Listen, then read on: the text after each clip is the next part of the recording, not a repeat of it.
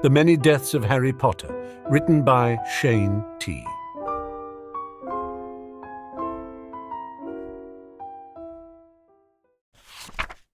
Chapter 14. The day began much like it had before, although after 2 months, Harry's memory of the day had begun to fade. He'd shown off a little levitating feathers. Although he hated being called a prodigy, he'd put a lot of time and work into the spell, and Flitwick had been excited when he'd managed to levitate 6 feathers all at the same time. Harry didn't mention that he'd once levitated 8 of them, although he still couldn't do it reliably. He imagined that it was a little like muggle juggling. Adding each new item made it a lot harder to keep track of all the other items.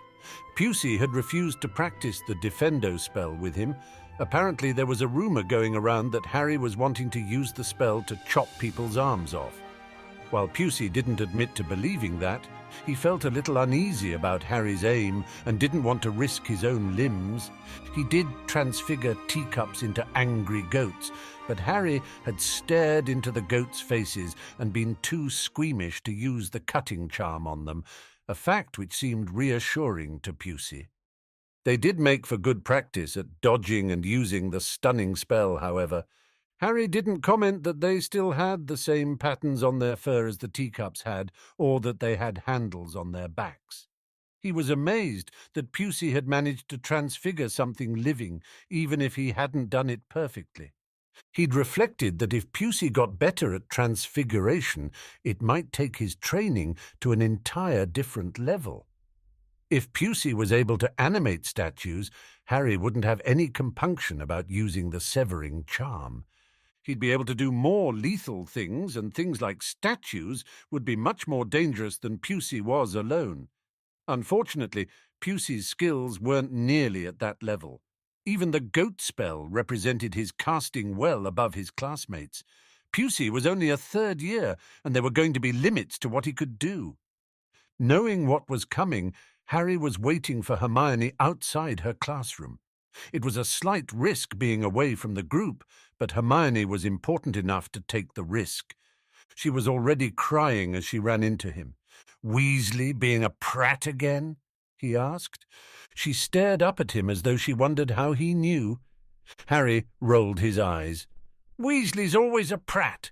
I don't know why you listened to him." "Hey!" he heard from behind them. "Take that back." Harry turned slightly and stared at the other boy. As far as he could tell, the boy wasn't nearly as bad as the other bullies who had made multiple timelines hell for him. He had the grace to be embarrassed when he did something wrong, although he didn't always seem to know what that was. The boy didn't seem to have a lot of experience in talking to girls, which didn't seem surprising, given what Harry had heard from Neville about his family. However, Harry didn't consider that a good excuse. He hadn't been raised with any females at all, other than his aunt, and at least Weasley had one sister. "You make girls cry all the time, Weasley?" Harry asked. "She was being a know-it-all," he said shortly. "Not that it's any of your business." "Probably trying to help you," Harry said. "What's the lesson today, Wingardium? Couldn't get it up, Weasley?" Harry didn't know why some of the older students passing by snickered, but Weasley's face turned red. "If she didn't hang around Slytherins all the time, she might have some friends," he said, sullenly. The other students moved around them, some glancing at Harry before rapidly turning away. Apparently, the rumor that he was some kind of arm-chopping lunatic had spread to the other houses. It didn't seem to faze Weasley, though. "She's got friends, though," Harry said. "Neville, for one." "He should have been a Hufflepuff," Ron said dismissively. "And she should have been a Ravenclaw." "I'm sure the hat wishes it had a house just for idiots," Harry said. "But since it doesn't, it has to put them in Gryffindor." "Hey!" Hermione said from beside him. "You should have been a Ravenclaw, remember?" Harry said. "Which means that you're better than some of these idiots."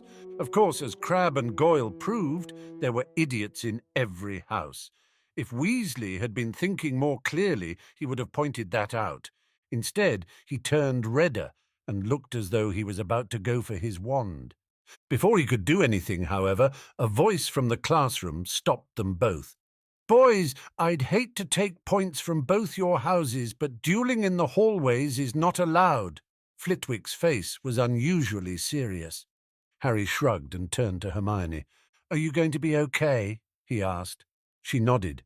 Apparently his defense of her had pulled her out of the funk that Weasley's bullying had pit her in. I'd like to speak to you, Mr. Potter, Flitwick said. Weasley and Hermione both left quickly, heading in opposite directions. Harry simply stood and waited for the other students to clear out of the room. Once everyone else was gone, Flitwick gestured for Harry to come into the room and close the door. I've been hearing some concerning things about you, Mr. Potter, Flitwick said. Rumours that have worried me. Any other teacher and Harry would have immediately been on his guard. Flitwick, however, had never been anything but friendly and caring.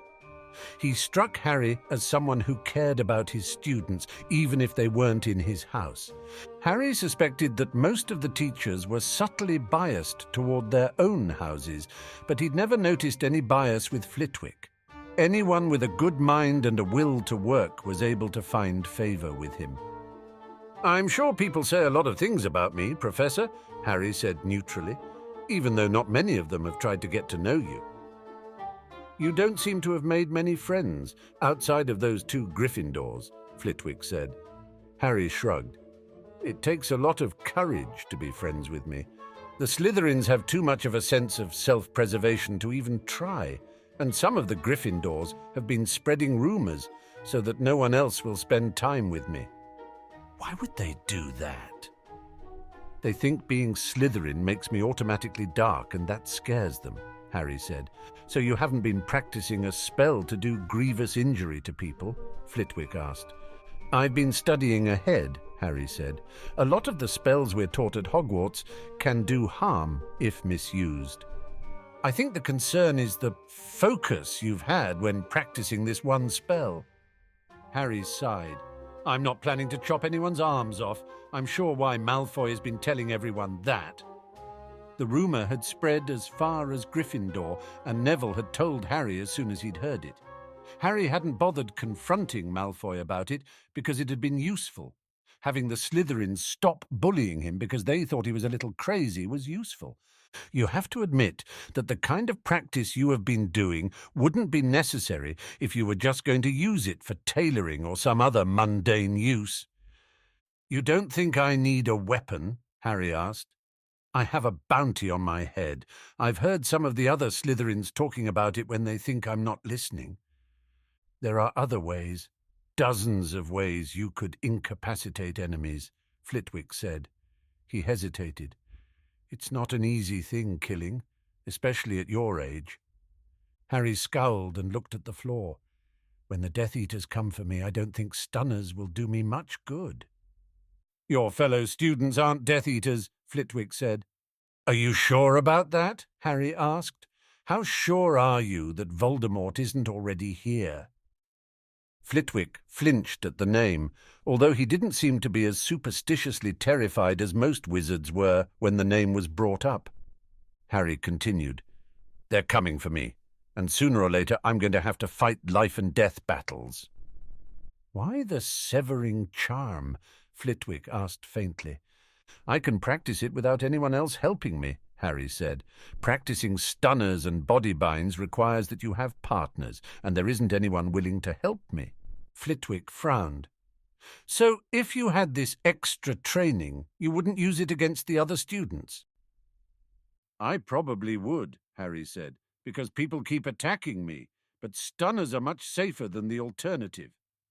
Flitwick stared at him for a long moment before saying, Detention, Mr. Potter, for tomorrow at 6 after the feast. Bring your wand. Harry stared at the diminutive professor. Was he suggesting what Harry thought he was suggesting?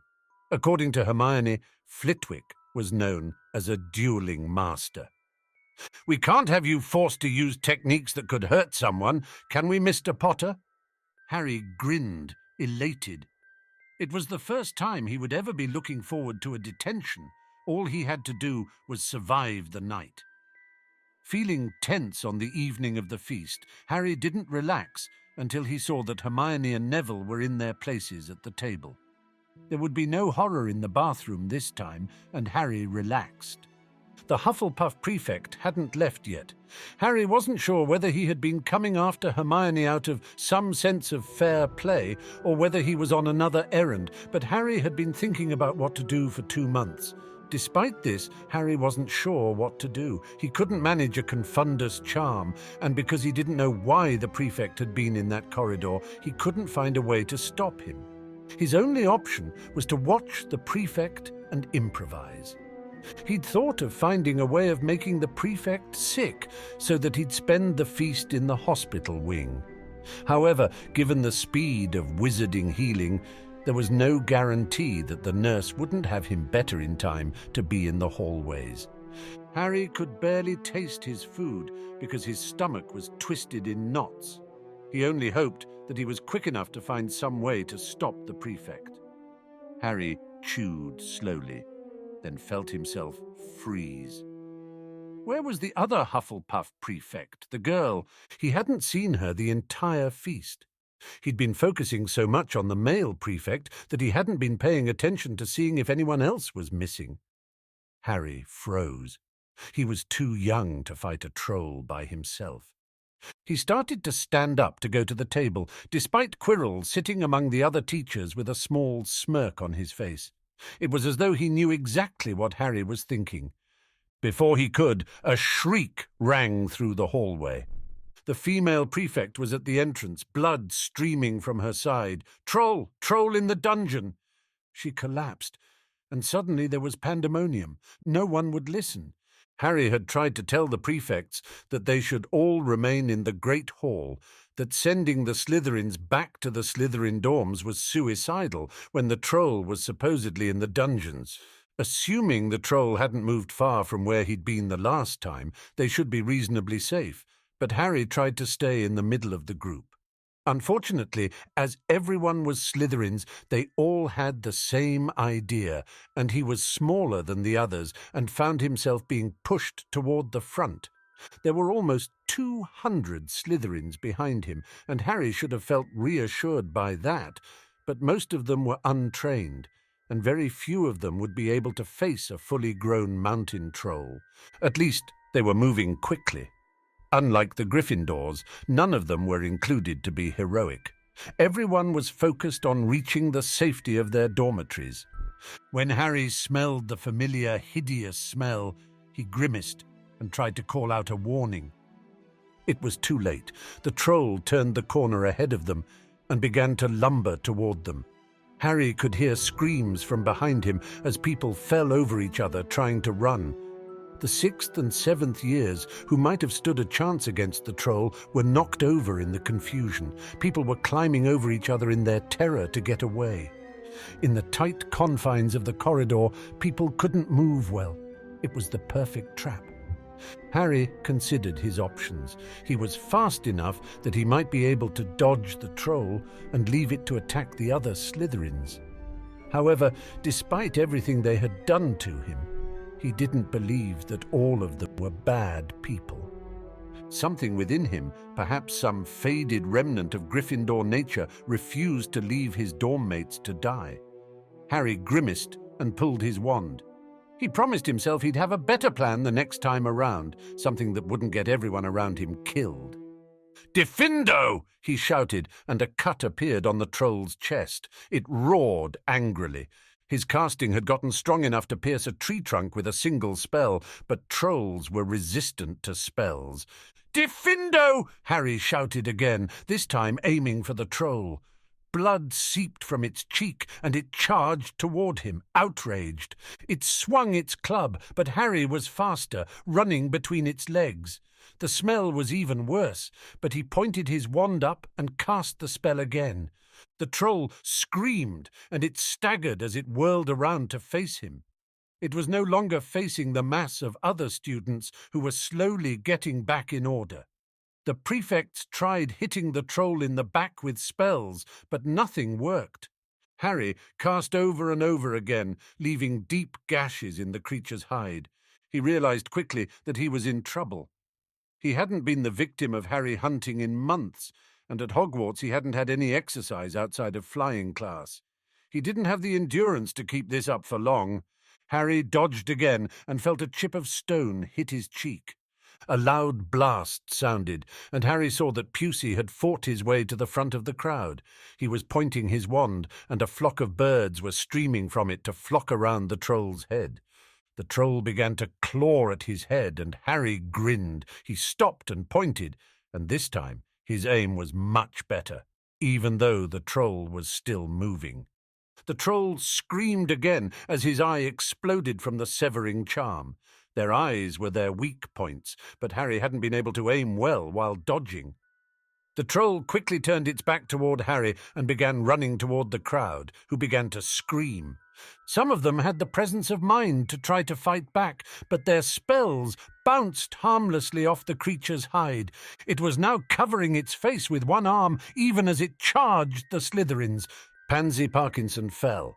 Harry saw Pusey see what was happening, and there was a look in his eyes that Harry couldn't interpret. Deliberately, Pusey stood between Parkinson and the troll, blasting fire from his wand. Harry screamed, but it was too late. The club came down and it came up bloody. What happened afterwards, Harry wasn't sure.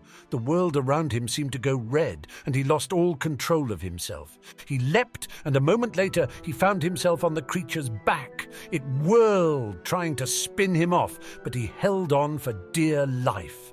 A moment later he shoved his wand up its nose and shouted, "Diffindo!" An explosion rained down material that he did not want to examine too closely, and he found himself beginning to fall. He rolled away from the falling corpse of the troll. The moment he reached the ground, he was crawling toward the troll. "Diffindo! Diffindo! Diffindo!" The professors found him shortly afterwards, standing covered in blood over the twisted remains of the troll, casting the same spell over and over mindlessly. He had a broken rib and a broken leg, but he didn't seem to notice. They called out to him, but he didn't seem to recognize them. They had to stun him to get him to stop. Thank you for listening, and I hope you enjoyed this chapter. We hope you consider joining our Patreon to help us keep reading stories like this one.